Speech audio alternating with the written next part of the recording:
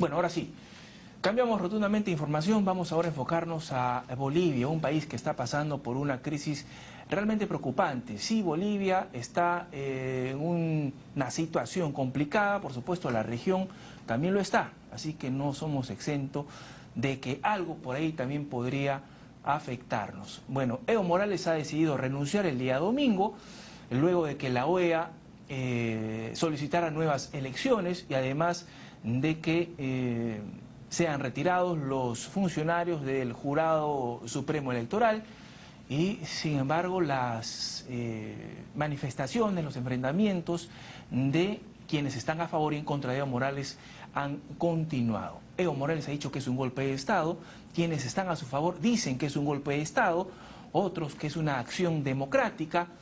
Vamos a conversar con Miguel Ángel Rodríguez Mackey, que es sin duda especialista y va a hacernos bien saber cuál es su reflexión. Miguel Ángel, ¿cómo estás? Buenas tardes. Omar, encantado de estar con ustedes.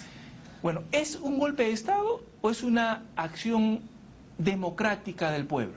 No, para ti. A ver, por supuesto que no es un golpe de Estado. Yo escucho analistas fuera del Perú y dentro del Perú que no se circunscriben a la definición de lo que es un golpe de Estado. Quienes saben la historia del Perú saben que son golpes de Estado, y además ¿no? hemos pasado por muchos. Entonces, un golpe de Estado, fíjate, significa que se quiere alcanzar el poder de manera abrupta, de manera repentina y con violencia.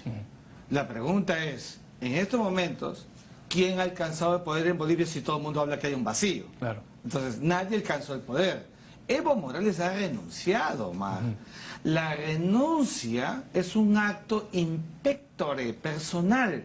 Él ha decidido, a la luz de todos los acontecimientos, cuales se puso en evidencia, flagrante además, por un informe contundente de la OEA, que declaró vicio de nulidad, que en otras palabras es fraude total, de un proceso electoral digitado por el propio Evo Morales.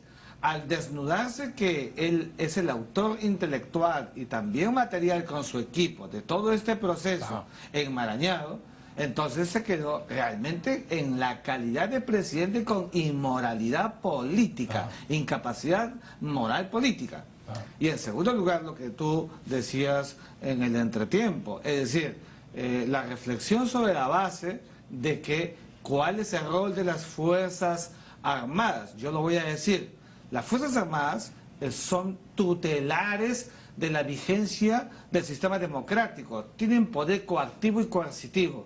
No se los ha dado el capricho o el azar, se los da el pueblo.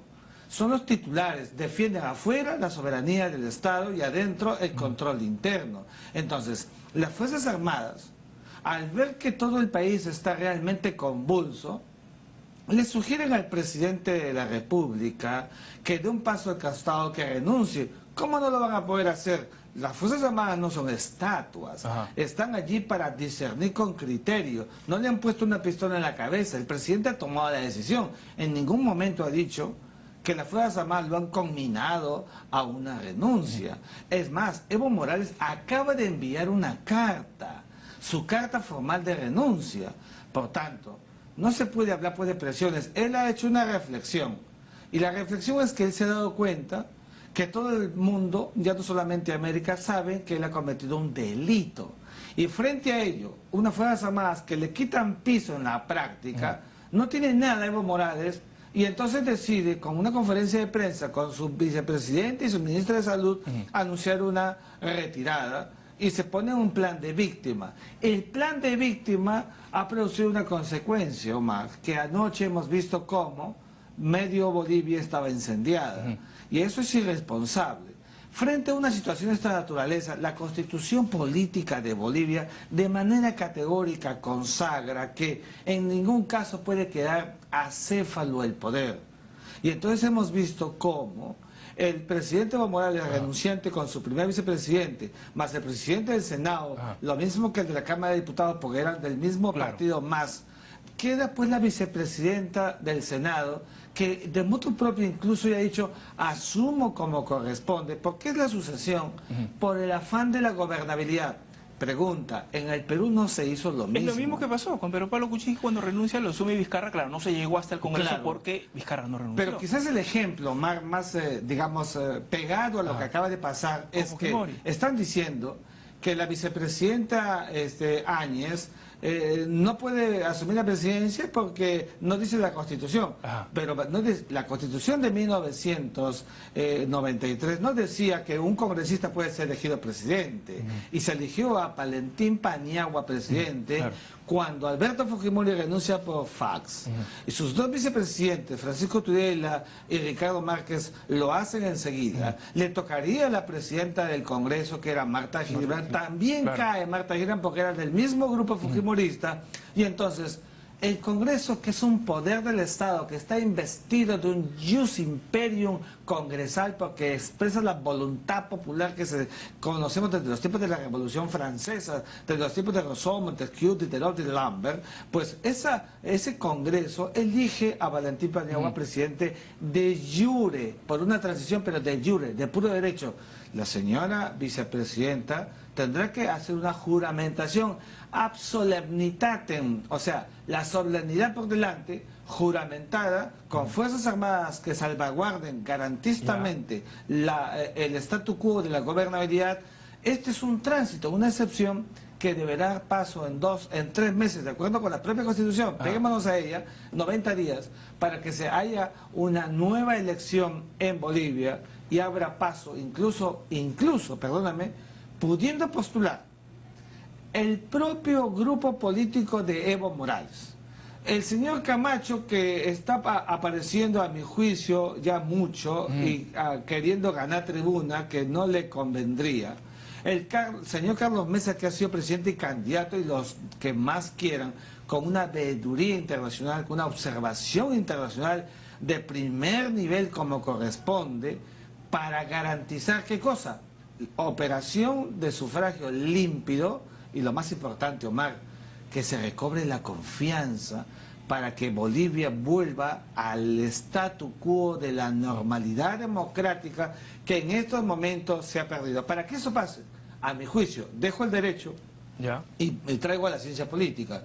Sería mejor y más conveniente, por eso se negocia en el poder, que Evo Morales en estos momentos se viera la manera y saliera del país asilado.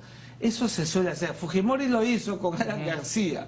No lo quiso en el Perú. Alan García era un presidente, un sujeto del derecho interno político, son politicón, no podía estar en el país, era una piedra en el zapato. Fujimori lo dejó salir. Eso fue realmente allanar el camino para que pueda haber un nivel de gobernabilidad. Con un opositor de nivel no se puede gobernar. No lo hizo Odría con el presidente, con Víctor Raúl, y la Torre, que tuvo que refugiarse 5 años en la embajada, y toda la agenda política del gobierno de Odría, es decir, de 1948, luego de darle el golpe de Estado a José Luis Bustamante Rivero, fue la agenda de Haya de la Torre.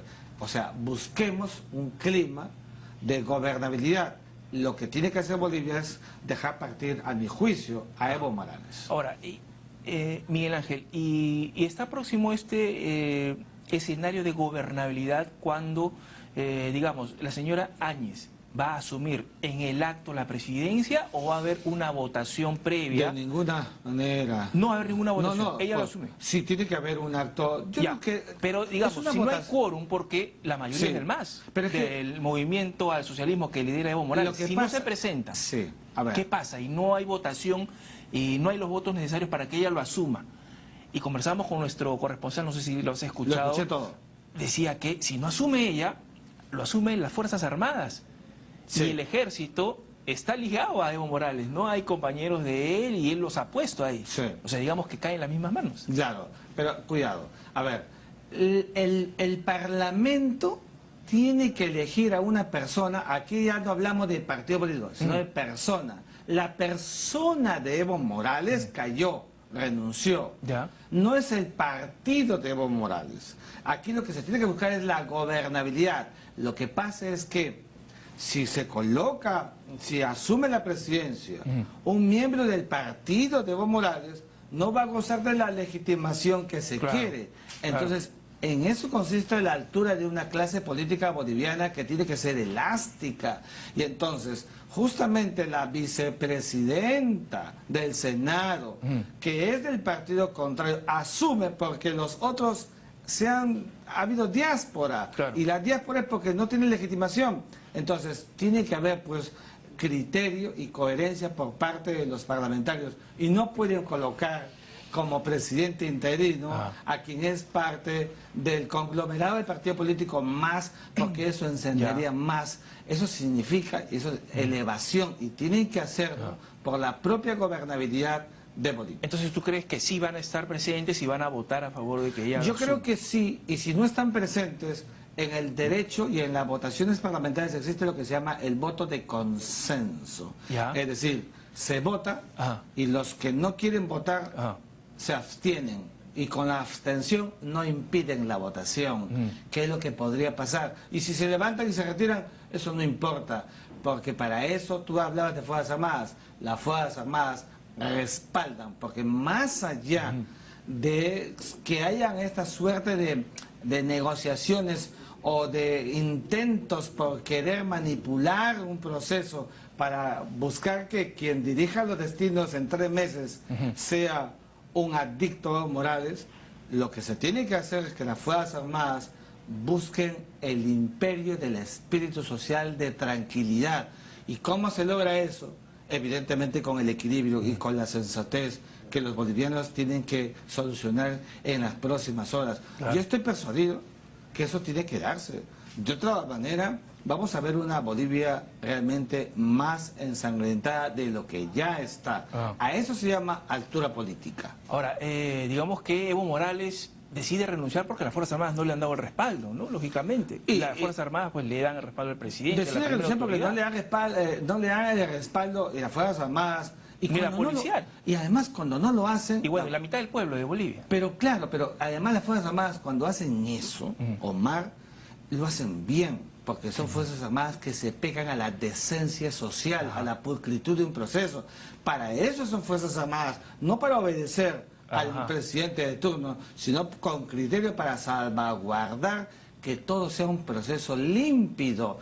Y más, al advertir un acto incontrastable como un informe de la OEA, ninguna Fuerza Armada a estas alturas del siglo XXI va a querer apoyar, ¿no es cierto?, la indecencia, el fraude, la ilicitud, el delito.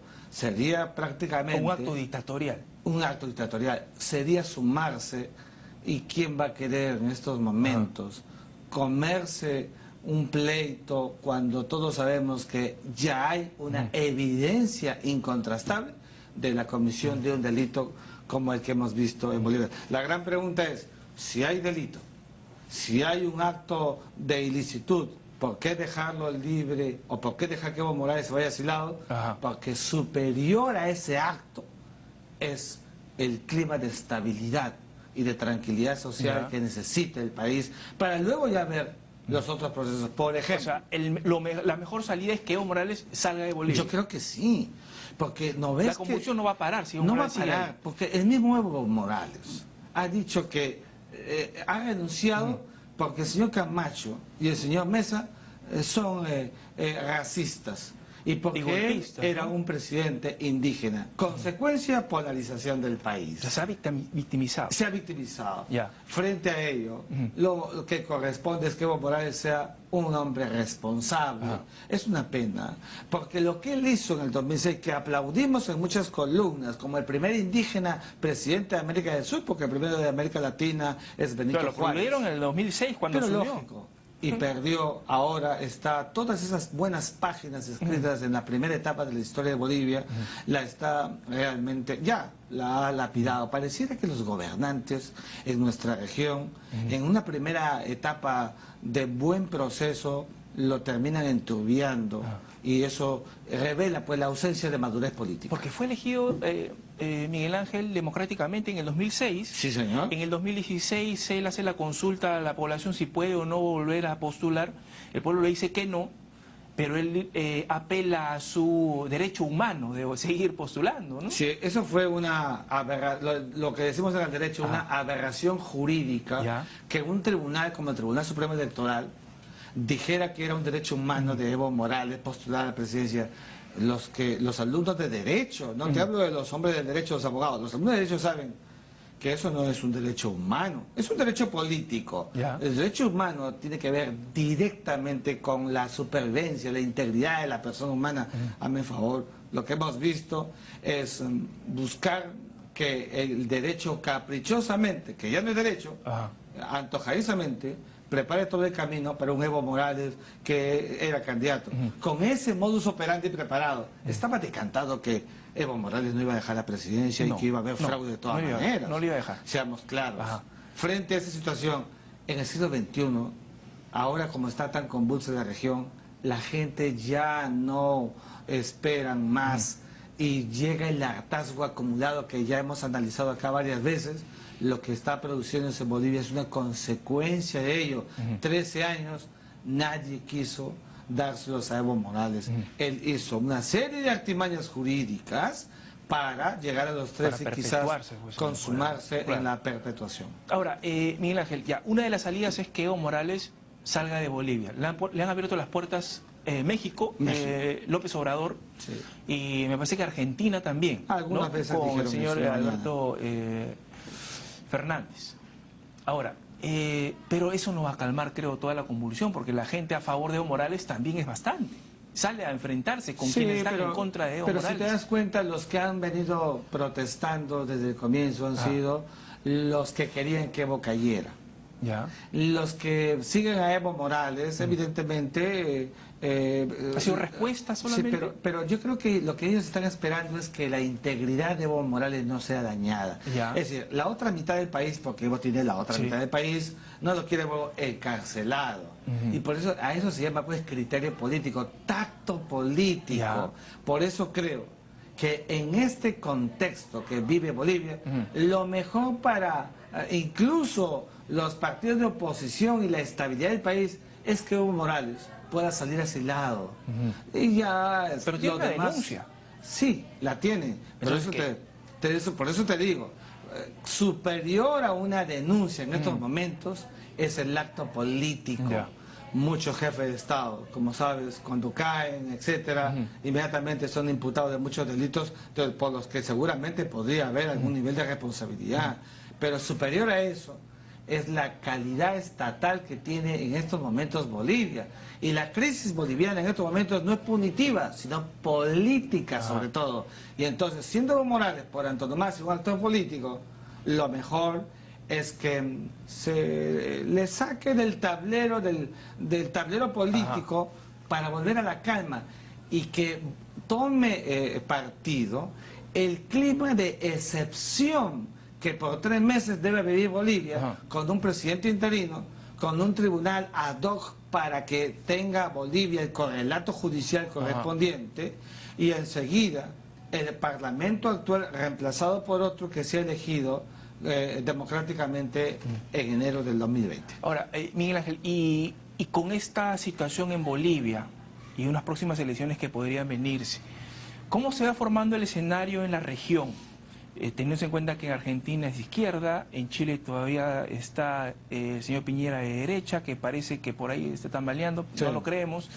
En Brasil el señor Bolsonaro todavía es de ultraderecha. Evo Morales, que era de izquierda, me parece que ya se retira y va a entrar alguien de derecha. Sí, yo creo que las gentes de izquierda en la región y en América Latina estaban casi emocionándose cuando creyeron que la llegada de Alberto Fernández por Macri era el retorno de la izquierda, siguiendo los pasos de Andrés Manuel López Obrador, que acabó con el PAN y el PRI en México.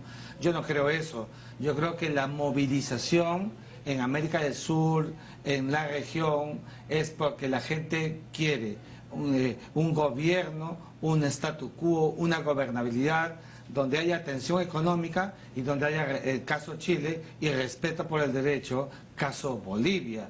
No es que haya una suerte de ciclicidad. Aquí lo que la gente quiere es realmente vivir en un clima de acuerdo a las circunstancias reales y concretas con decencia política. Por eso es que ya viste tú, Evo Morales cae, es de izquierda, entraría uno de derecha en Bolivia. ¿Carlos Mesa, crees que? Podría ser Carlos Mesa, ha sido el que alcanzó la más alta segunda votación en este último proceso. Se está alzando el señor Luis Camacho, que tiene un enorme protagonismo, que en las últimas horas no me está gustando mucho porque pareciera más bien ya que está aprovechando... Es más incendiario, además, sí, ¿no? Y está aprovechando, digamos, la coyuntura.